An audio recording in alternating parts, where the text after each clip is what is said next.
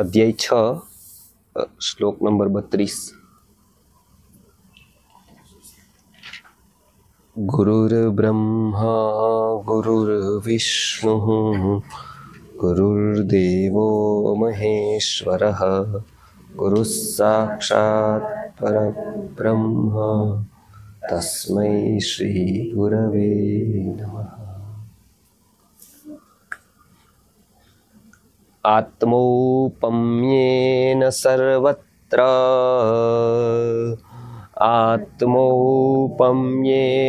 સર્વત્ર સમમ પશ્યતિ યોર્જુન સમમ પશ્યતિ યોર્જુન સુખમ વા યદિ વા દુઃખમ સુખમ વા યદિ વા દુઃખમ સયોગી પરમો મતઃ સયોગી પરમો મતઃ.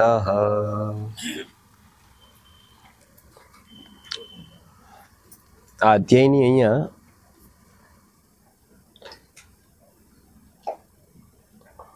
મનુષ્યની ઉત્તમ ચેતનાનું લક્ષણ શું હોય એ અહીંયા બતાવે છે. સૌથી પહેલા એમ કે છે આત્મૌપમ્યેન સર્વત્ર. આત્મૌપમ્ય દ્રષ્ટિથી બધાને જોવે. આત્મૌપમ્ય દ્રષ્ટિ એ ગીતાનો એક યુનિક વર્ડ છે. ઉપનિષદમાં પણ આનું વર્ણન આવે છે. વ્યક્તિ હંમેશા પહેલેથી શું જોતો હોય તો કે શરીરને. વ્યક્તિની દ્રષ્ટિ કેવી હોય તો કે શરીર ઉપપમ્ય હોય. શરીરોપમ્ય. શરીરોપમ્ય એટલે શરીર વ્યક્તિનું જોવે. શરીર એ એક સિમ્બોલિક છે, ભૌતિક સ્થિતિ જોવે. ભૌતિક સ્થિતિને આધારે એનું મૂલ્યાંકન કરે. કોઈ પાસે પૈસા છે, કોઈ પાસે શરીર છે, કોઈ પાસે ખ્યાતિ છે. આ બધું જ ભૌતિક છે. એનું મૂલ્યાંકન એવી રીતે કરે છે ત્યારે એ એને મોટો અન્યાય કરે છે, કેમ કે એને ઉપેક્ષિત કરે છે આત્માના ગુણને, આત્માને. અહીંયા ગીતાકાર કહે છે કે સૌથી પહેલું એનામાં ઘટિત એવું થાય કે આત્મૌપમ્ય દ્રષ્ટિ એટલે કેન્દ્રમાં આત્મા રહે હંમેશા. એનું મૂલ્યાંકન શેનાથી થાય તો કે આત્માથી થાય, આત્માના ગુણોથી થાય. સર્વત્ર એટલે બધી જ જગ્યાએ આત્મૌપમ્ય દ્રષ્ટિથી સર્વત્ર જોવે. આ એક બહુ ઊંચી સ્થિતિ છે. એનો અભ્યાસ ધીમે ધીમે થઈ શકે. સપોઝ વ્યક્તિ જીવનમાં જોતો હોય, એમનેમ જીવતો હોય, ત્યારે એ વિચારે કે ભાઈ મેં ક્યારેય આત્મા વિશે વિચાર્યું. બાળક છે તો એ પહેલેથી લઈ સ્કૂલે જાય છે, ભણે છે, મોટો થાય છે. આખા જગતમાં એને એવું વાતાવરણ જ નથી મળતું કે પોતાના માટે વિચારે. કેમ કે સ્કૂલમાં જાય છે તો એને બહારનું કંઈક બતાવે છે, ત્યાંથી આગળ જાય છે બહારનું બતાવે છે, ઘરે આવે છે ત્યારે એને બહારનું. ધીમે ધીમે એ આત્મૌપમ્ય ધીમે ધીમે પોતાનાથી દૂર થતો જાય છે. અને સમસ્યા ત્યારે આવે છે કે જ્યારે વ્યક્તિ પોતાનાથી દૂર થાય છે. કેમ કે જ્યારે વ્યક્તિ પોતાના સુધી નથી પહોંચતો ને ત્યારે એ કોઈના સુધી નથી પહોંચી શકતો. એટલે ગીતાકારે એવું કીધું છે કે વ્યક્તિને ક્યાંય પણ પહોંચવું હોય ને, સૌ પ્રથમ એ ક્યાંય પણ ન પહોંચે, પોતાના સુધી પહોંચી જાય ને એ પણ એની એક ઉત્તમ સિદ્ધિ ગણાય. એટલે અહીંયા પહેલી વાત એવી કરી કે આત્મૌપમ્ય સૌથી પહેલા, એટલે કે કેન્દ્રમાં આત્માને રાખીને જોવે. પહેલાના કાળમાં ગુરુકુલમાં બાળકોને મૂકતા. ત્યાં વહેલું ઉઠવાનું હોય, 4 વાગે ઠંડા પાણીએ નાહવાનું હોય, કઠિન જીવન જીવવાનું હોય, પોતાનું કામ હાથે કરવાનું હોય.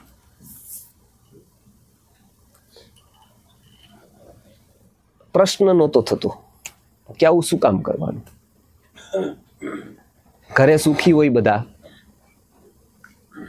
છતાં પણ એને આ બધું કરવાનું. રાજા હોય છતાં પણ એને આવું બધું કરવાનું. અત્યારે કોઈ મૂકે હોસ્ટેલમાં, ત્યાં 4 વાગે ઉઠવાનું હોય ને સપોઝ ઠંડે પાણી નાવાનું હોય, તરત પ્રશ્ન ઉઠે ગરમ કેમ નહીં.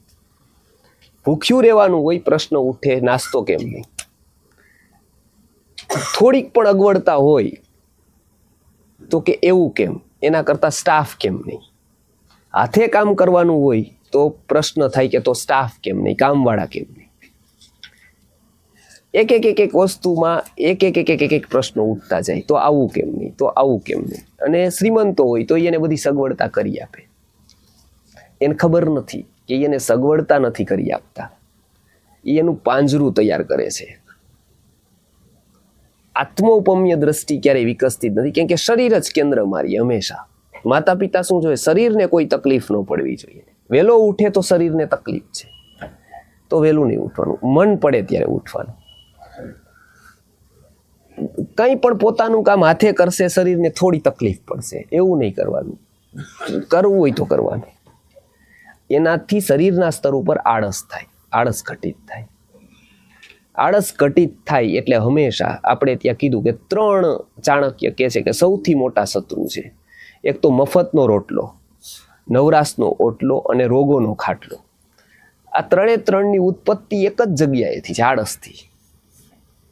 આજે જો મફતનો રોટલો, નવરાશનો ઓટલો, નવડા પડ્યા તો બધા ક્યાં ભેગા થશે? શેરીમાં ભેગા થશે. વાત શું કરશે? ગીતાની કરશે, ઉપનિષદની કરશે? તો કે ના, અલગ મલકની વાત હોય બધી જ. કોને શું થયું, કોના ઘરે શું ચાલે છે, કોણ ઝઘડો થયો, કોના સાસુ કોણ જુદું થયું, કોણ પાછું ભેગું થયું, કોના લગ્ન થયા, કોના છૂટાછેડા થયા, કોનું. આખા શેરીમાં એક જ ચર્ચા, એક જ વાતાવરણ, એક જ સરખું વાતાવરણ હોય. બાળક બહાર નીકળે એટલે એક જ દેખાય, આખી શેરીઓ ભરેલી હોય, બધે વાતચીત શેની ચાલતી હોય? આ જ બધી વાત હોય, આખું જગત આવું જ બધે દેખાય. એ શું છે? એ વ્યક્તિના પતનનું કારણ છે. એટલે માનસિક રોગો વધશે, એટલે સ્ટ્રેસમાં રહેશે, અવસાદમાં રહેશે. કેમ? તો કે એને જે નથી જોઈતું, મનને નથી જોતું એવું એ પોતે જ આપે રાખે છે, પોતે જ પોતાનો ખાડો ખોલે છે. બાળકને પણ નાનપણથી એવી ટેવ પડાય છે જે શરીરોપમ્ય છે. બધી સગવડતાઓ આપો, સારી રીતે રાખો, તો ક્યારેય આત્મોપમ્ય એની દ્રષ્ટિ વિકસે નહીં. એટલે પહેલાના કાળના લોકો ખૂબ આત્મોપમ્ય દ્રષ્ટિવાળા હતા. એટલે એ વિચારતા હતા કે કદાચ એના શરીરને થોડી ઘણી હાનિ થાય વાંધો નહીં, શરીર થોડું ઘણું દુર્બળ રહે, શરીરને થોડીક તકલીફ પડે વાંધો નહીં, પણ આત્મા દ્રઢ થતો જવો જોઈએ. એ આત્મોપમ્ય દ્રષ્ટિ હતી. કેન્દ્રમાં આત્મા હતું કે શરીરને વાંધો નહીં, થોડુંક તકલીફ પડે તો, પણ એનું એક અંદરનું જે એક તત્વ છે ને એ મજબૂત થતું જાય છે. પછી એ ક્યારેય ક્યાંય પાછો ન પડે જો આત્મોપમ્ય દ્રષ્ટિથી એનો ઉછેર થાય તો. ગીતાકાર કહે છે કે આ સ્થિતિ આવ્યા પછી શું થાય? તો કે આત્મોપમ્ય દ્રષ્ટિનો વિકાસ થાય. વ્યક્તિની ધીમે ધીમે શરીરની દ્રષ્ટિ કરતાં એક ઉપરની દ્રષ્ટિ વિકસતી જાય કે નહીં. શરીરનો લાભ લાભ નથી, શરીરનું નુકસાન એ બહુ મોટું નુકસાન નથી, પણ આત્માનો લાભ એ બહુ મોટો લાભ છે. આત્માનું નુકસાન એ બહુ મોટું નુકસાન છે. આ એક ચેતનાના ઉત્તમોત્તમનો એક ચડતા ક્રમેનો વિકાસ છે જે આત્મોપમ્ય દ્રષ્ટિ ખીલે છે. એટલે અહીંયા એવું કીધું કે આત્મોપમ્યેન સર્વત્ર, બધી જ જગ્યાએ કેવી રીતે જોવે છે? સમમ પશ્યતિ અર્જુન, બેલેન્સથી જોવે છે. વ્યક્તિ સુખ અને દુઃખમાં એક જ વસ્તુ છે, એ બેલેન્સ નથી રાખી શકતો. એનું બેલેન્સ. અને ગીતાકાર હંમેશા શેને યોગ માને છે? આસનને નથી માનતા, કોઈ ચમત્કારને યોગ નથી કહેતા. એ કોને યોગ કહે છે? તો કે સમત્વમ યોગ ઉચ્યતે. ગીતાની દ્રષ્ટિથી યોગ એટલે શું છે? પતંજલિ મુનિ એવું કહે છે કે યોગસ ચિત્તવૃત્તિ નિરોધ, ચિત્તવૃત્તિનો નિરોધ કરવો એ યોગ છે. ગીતા શું કહે છે? બેલેન્સ કરવું એ યોગ છે. સમત્વમ યોગ ઉચ્યતે. સમત્વ રાખવું. જીવન છે તો સુખ પણ આવશે, સુખ આવશે એવી રીતે દુઃખ પણ આવશે. એ બંનેમાં આપણું બેલેન્સ નથી રહેતું. શું કામ? તો આપણને લાગે છે, સૌથી પહેલો પ્રશ્ન થાય છે કે દુઃખ મને શું કામ આવ્યું? આવો બધાને પ્રશ્ન થાય, દુઃખ આવે તો એ મને જ કેમ?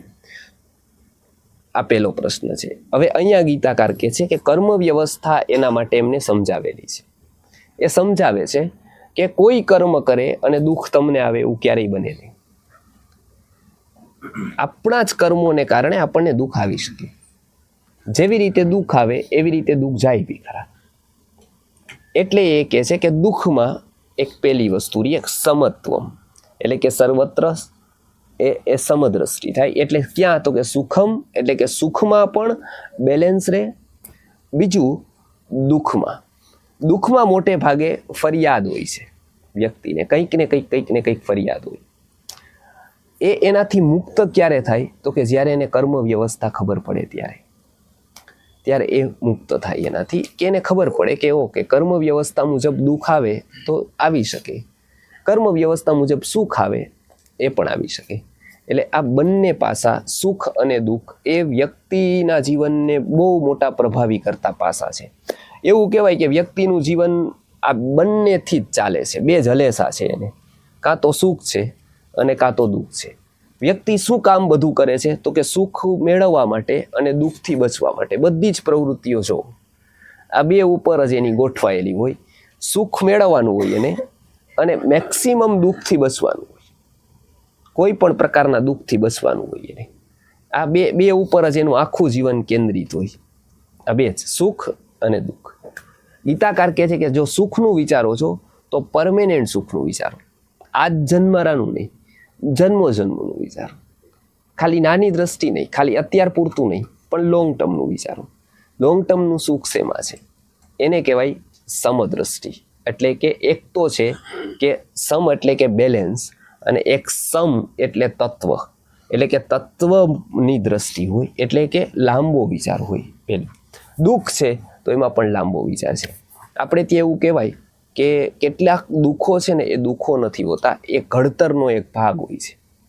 સપોઝ ક્યારેક મિલિટરીની ટ્રેનિંગ હોય કે બાળકને પરેડ હોય કે આવું કંઈ હોય ત્યારે એને ખાસ વહેલો ઉઠાડીને એને કસરત કરાવવામાં આવે, વહેલો ઉઠાડીને વાંચવા બેસાડવામાં આવે. ત્યારે બાળક હંમેશા ક્રિકેટ જોવા માગતો હોય, ટીવી જોવા માગતો હોય. આપણે એને શું બેસાડીને તરત પુસ્તક લઈને બેસાડી દઈએ, ટીવી બંધ કરાવી દઈએ. થોડી વાર એને દુઃખ થાય, પણ એને સમજ નથી એટલે એની દુઃખ છે. એનું અત્યારનું દુઃખ છે, લાંબા ટાઈમ માટેનું એનું સારું છે, એ જોઈ નથી શકતો. બાળક છે, નાનું બાળક છે, શું કરે છે, દવા એને સોમવા 34 લખેલી હોય, એને પીવડાવવા માટે આવે.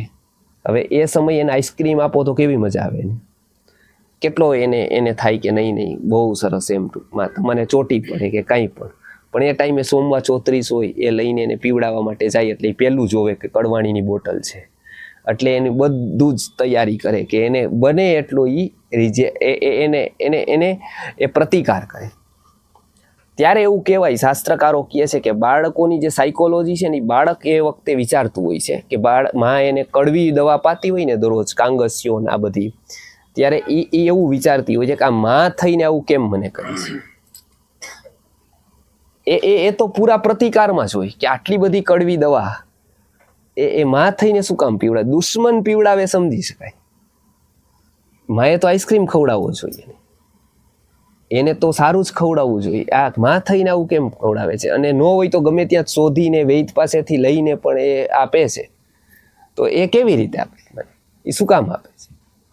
હવે એ બાળકનો વિચાર ઋષિ જાણે છે, એ વિચાર પણ જાણે છે, અને એની બાલ્યાવસ્થા પણ એ જાણે છે. એને ખબર છે કે આ વિચાર બાલ્યાવસ્થાનો છે, એને આગળનું કાંઈ જ ખબર નથી. માત્ર ને માત્ર એ દવા દેતી માં દેખાય છે. દવા દેતી માના હૃદય સુધી એ નથી પહોંચતો, કે એની પાસે ક્ષમતા જ નથી કે ત્યાં સુધી પહોંચી શકે. જો એ ત્યાં સુધી પહોંચે તેને ખબર પડે કે હા એ દવા ન પાઈ હોત તો ત્યારે કૃમિ થયા હોત, જો ત્યારે કૃમિ થયા હોત તો અત્યારે એનું અસ્તિત્વ જ ન હોત, તો કૃમિ જ ખાઈ ગયા હોત.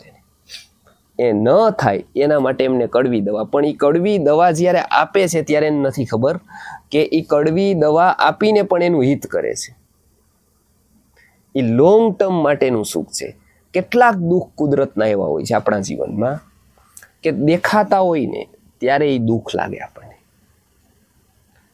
ત્યારે એ આપણને બહુ જ, પણ એ પણ દુઃખ એવું છે કે એક ઘડતરની પ્રોસેસ એ પૂરી થતી હોય છે. ત્યાં કર્મની એક પૂરી પ્રોસેસ થતી હોય છે, સાયકલ ત્યાં પૂરી થતી હોય છે. આપણને એ દુઃખ લાગે બહુ મોટું, પણ આપણી અવસ્થા બાળક જેવી છે, એટલે આપણને એ કડવી દવા છે એ આપણને એવી લાગતી હોય કે વર્તમાનની કડવી છે, પણ ભવિષ્યમાં એનું ઘણું બધું એની સાથેનું મીઠું છુપાયેલું હોય છે, ભવિષ્યમાં ઘણું એનું હિત છુપાયેલું હોય છે. બસ એ ગીતાકાર કહે છે કે બધા જ દુઃખો ખરાબ નથી, બધા જ દુઃખો ત્યાજ્ય નથી.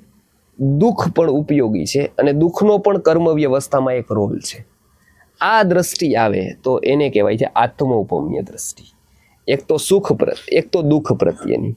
આ દુઃખ પ્રત્યે જોવાની એક દ્રષ્ટિ છે અને એ સત્ય છે. કેમ કે કેટલીક વસ્તુઓ એવી છે કે વર્તમાનમાં આપણને બરાબર ન લાગતી હોય, ભવિષ્યમાં એ બરાબર લાગતી હોય છે. ત્યારે ન બરાબર લાગતી હોય, એ આપણી અવસ્થા ન હોય, પણ ભવિષ્યમાં એ બરાબર લાગતી હોય છે. આ પહેલી વસ્તુ છે દુઃખની. બીજું, દુઃખ કર્મથી આવે છે. એ એક વ્યવસ્થા ક્લિયર થાય તો આપણને લાગે કે નહીં, દુઃખ મારા કર્મથી આવે છે. સત્કર્મ કરીએ, જેમ જેમ જેમ જેમ સત્કર્મો વધતા જાય એમ એમ એમ આપણી સ્થિતિ એવી થઈ કે આપણે દુઃખથી ઉપર ઉઠતા જાય છે. કેટલીક વસ્તુ એવી છે કે જે દુઃખ ભવિષ્યમાં આવે એવી આપણી કૃતિઓ હોય છે. સપોઝ એને વેદાંત અનર્થ દંડ કહે છે. ઈર્ષ્યા કરવી, મત્સર કરવો, આ બધી જ વસ્તુઓ આપણી રીધમ ડિસ્ટર્બ કરે છે. આપણી જે આંતરિક રીધમ છે આપણને નથી ખબર.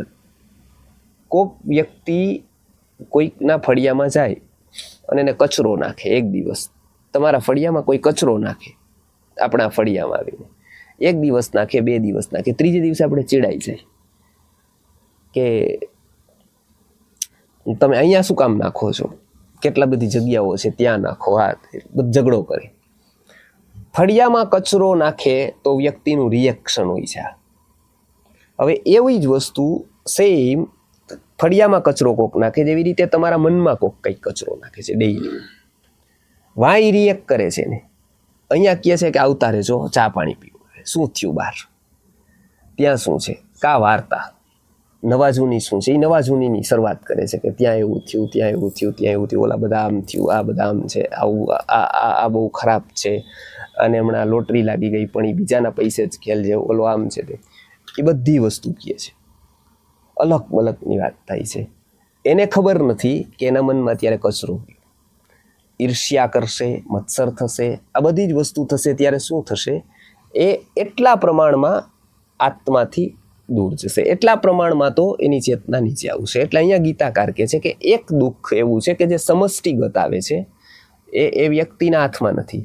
એક દુઃખ એવું છે કે જે વ્યક્તિગત આવે છે. ઈર્ષ્યા, મત્સર વગેરેના અત્યારના મોટા ભાગના દુઃખો છે ને, એ વ્યક્તિગત દુઃખો છે. બહારથી આવવાવાળા દુઃખો છે, આખરી પરિસ્થિતિ ફરી જવી, એ બધા એ અલગ છે. પણ અત્યારના જે દુઃખો છે, રાગ, દ્વેષ, ચંચળતા, આ બધા દુઃખો છે એ આંતરિક દુઃખો છે. આ એક દુઃખની વાત કરે છે. પછી કહે છે કે સુખ. સુખનું પણ એવું છે. તમે જુઓ કે જો તમે નીચા લોકોને જોતા જશો તો એવું દેખાશે કે આપણે કેટલા બધા સુખી છીએ.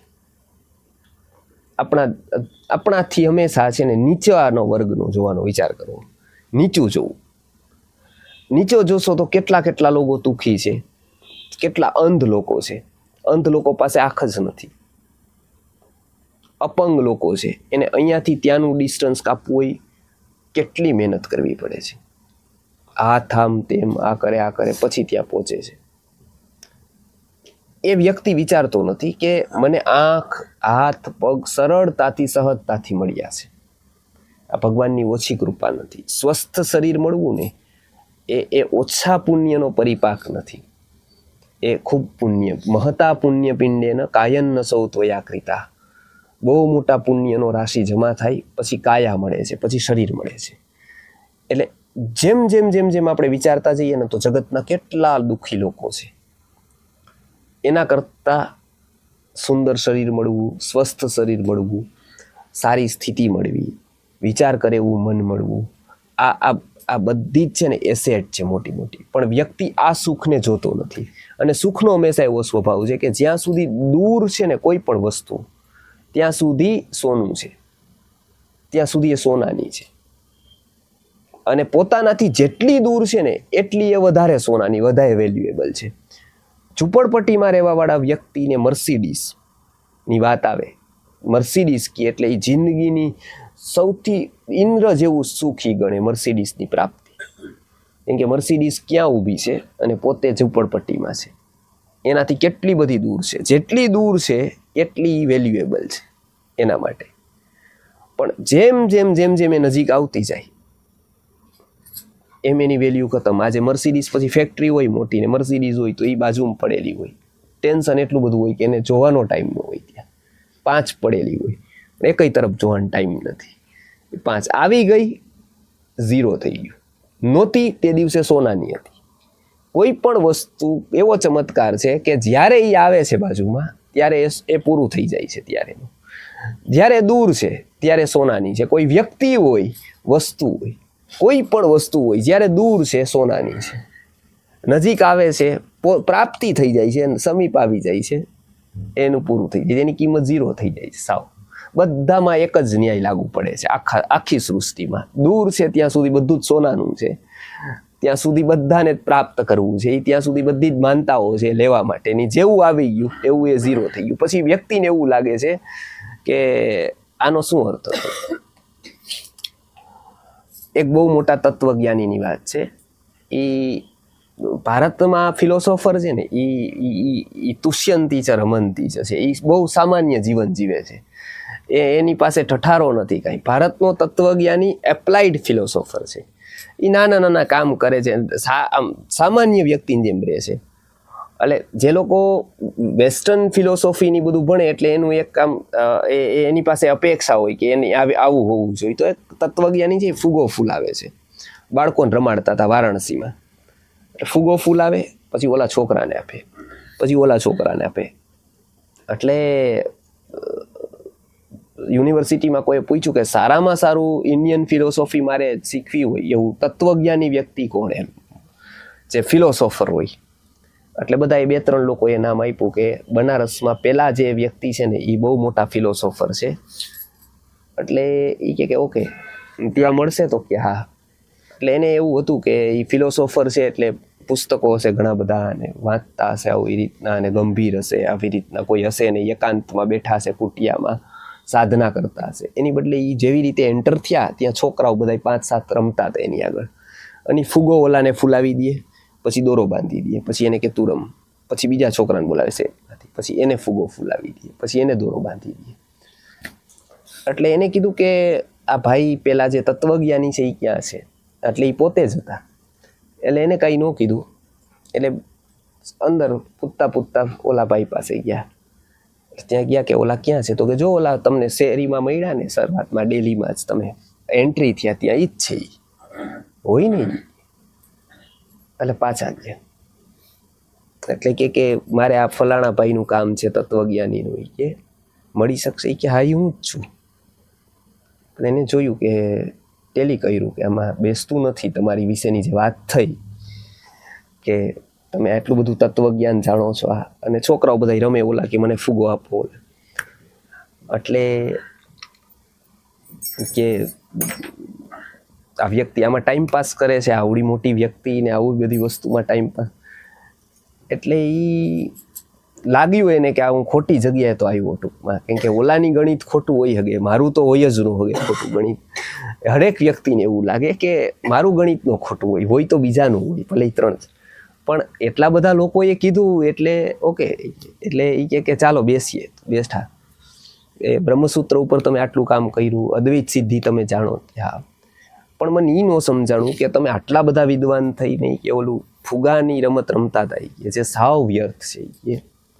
તો એમાં તમારો ટાઈમ પાસ શું કામ કરવો જોઈએ તમારે. કે આવા વસ્તુ બધા વસ્તુમાં એની બદલે તમે એ સમયે વાંચતા હોય તો કેટલો ઉપયોગ થાય ટાઈમનો.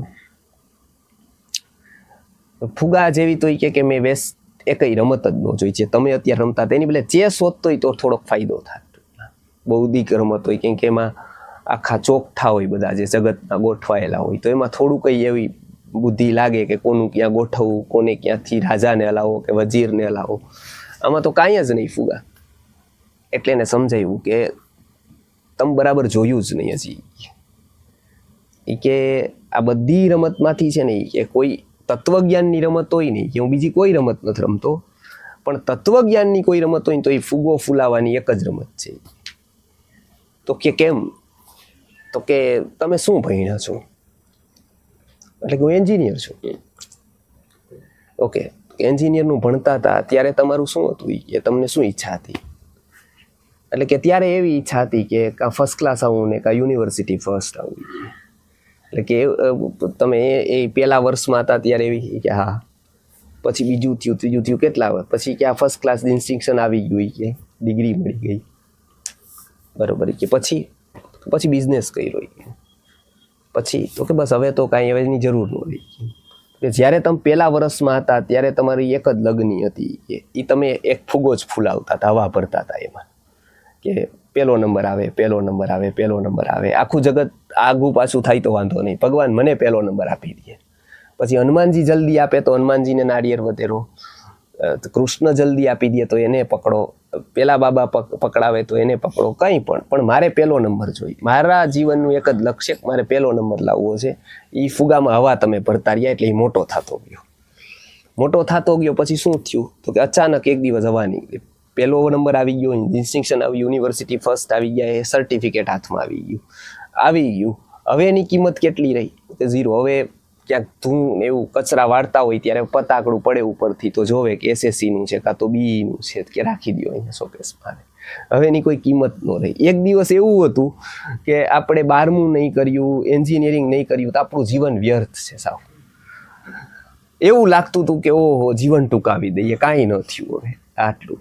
હવે એક આગળનું પત્તું છે, હવે એની કાંઈ કિંમત જ ન રહી. હવે કોઈ બીટેક થયું, કોઈ એન્જિનિયર થયું, કોઈ આર્કિટેક્ટ થયું, કોઈ ME થયું, કોઈ કંઈ થયું, કોઈ ડૉક્ટર થયું, કંઈ પણ થયું. હવે એની કિંમત કેટલી છે કાગળની તો 0.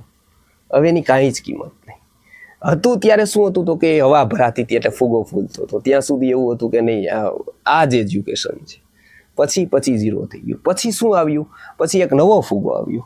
પછી એમ લાગ્યું કે હવે એક જ છું તો 2 થાવ એમ ટૂંકમાં, એટલે કોક મારો જીવન સાથી સારો મળી જાય ને તો હવે પૂરું થઈ જાય, મારો અરમાન પૂરા થઈ જાય. મંગળ નડે છે એ હવે, આમ કોઈને મંગળ નહીં, અમંગળ જ બધું નડે. ગીતાકાર કહે છે કે આત્મોપમ્ય દ્રષ્ટિ આવતા સમજાઈ જાય છે, આ બધું જ સમજાઈ જાય છે કે આ બધું જ પરિવર્તનશીલ છે. સુખ હોય યદિ વા દુઃખમ, અહીંયા શું કીધું કે સુખમ વા યદિ વા દુઃખમ સમમ પશ્યતિ અર્જુન. એ કેવું થાય છે તો કે એ સમમ પશ્યતિ એટલે શું તો કે તટસ્થ રહીને જોવે છે. એટલે આપણે ત્યાં શબ્દ ગુજરાતીમાં શું છે? તટસ્થ. તટસ્થ એટલે શું કે તટ એટલે કિનારો, આ બાજુનો પ્રવાહ હોય કે આ બાજુનો પ્રવાહ હોય, કિનારે બેસવાવાળાને ફરક નથી પડતો. એટલે આપણે કોકને અવલોકન કરવાનું હોય ને તો એવું કહેવામાં આવે છે કે તટસ્થ અવલોકન. એટલે શું કે તટમાં બેસીને કરેલું અવલોકન આખા નદી, એને તટસ્થ કહેવાય. એટલે અહીંયા એવું કહે છે કે એ શું થાય છે તો કે તટસ્થ થાય છે આત્મોપમ્ય દ્રષ્ટિથી. આ એક સમજાવેલી એમને એ આત્મોપમ્ય દ્રષ્ટિ છે.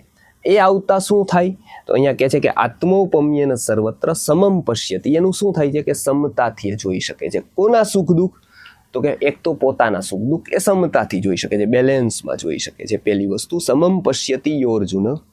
શું તો કે સુખમ એટલે કે સુખ પ્રાપ્ત થાય તો પણ વાંધો નહીં, કેમ કે સુખ પણ પચવું બહુ કઠિન હોય છે. બધા જ લોકો સુખ પચાવી નથી શકતા.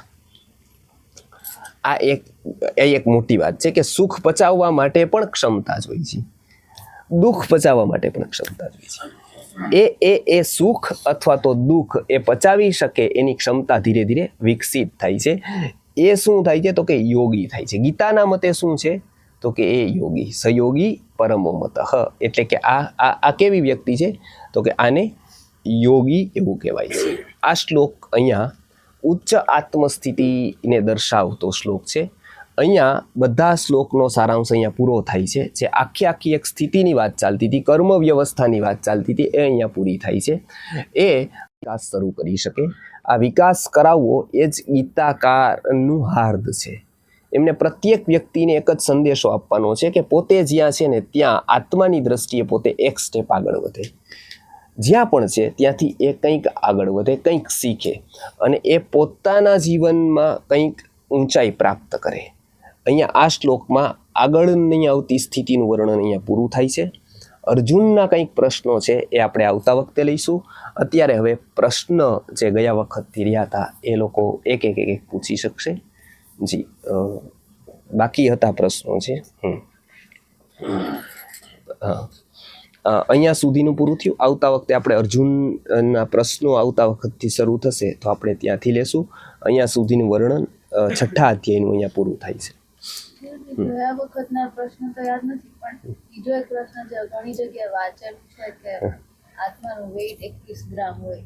હા, તો ઘણા તો એવા જીવ છે જે ટોટલ 21 ગ્રામ નથી, તો એની આત્માના આત્મા જુદી હોય. ઓ વાહ, સારો પ્રશ્ન છે.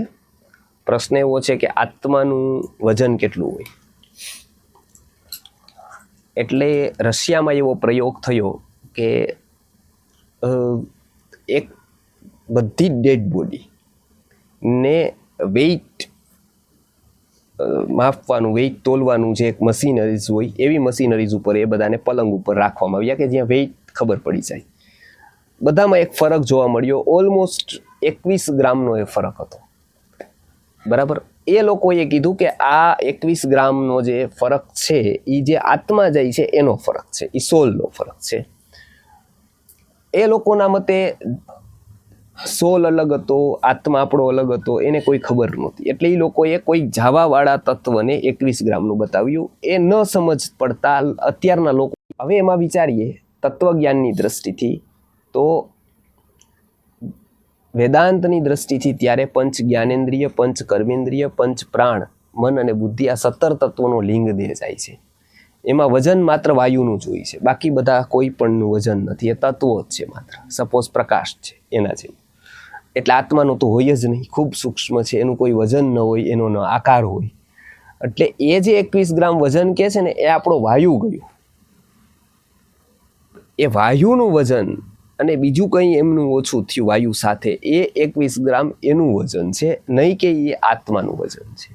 પણ એ લોકોને મતે એવું કાંઈ નથી. એટલે એમને એક નક્કી કર્યું કે શરીરમાંથી કંઈ ગયું એટલે એ આત્મા જ ગયો. બરાબર. કેમ કે એને આ પ્રક્રિયા આખી ખબર નથી કે જાય છે શું ઓલરેડી. પણ એ જાય છે શું, તો કે આ 17 તત્વોનો લિંગ દેહ જાય છે.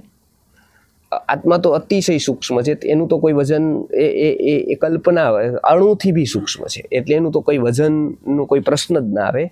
પણ એ વજન છે એ વાયુનો છે ચોક્કસ. વાયુ અથવા જે બીજા તત્વો ગયા એનું એ વજન છે, નહીં કે એ આત્માનું વજન છે. પણ એને સિદ્ધ એવું કર્યું અને પછી બધા સમજ્યા વગર લખવા માંડ્યા કે આત્માનું વજન 21 ગ્રામ છે. બધી જ પુસ્તકોમાં એ લખાણું કે એક આત્માનું વજન 21 ગ્રામ વૈજ્ઞાનિકોએ સિદ્ધ કર્યું. આત્માનું કોઈ વજન 21 ગ્રામ નથી. આત્માનું વજન હોય જ ન શકે. આત્મા પહેલાં તો ગ્રામથી માપી શકાય એવો છે જ નહીં. જો એ ગ્રામથી મપાય તો એ ભૌતિક થઈ ગયું. જો એને આકાર આવે, જો એને ગ્રામનું વજન આવે, જો એને કોઈ પણ પ્રકારનું સ્વરૂપ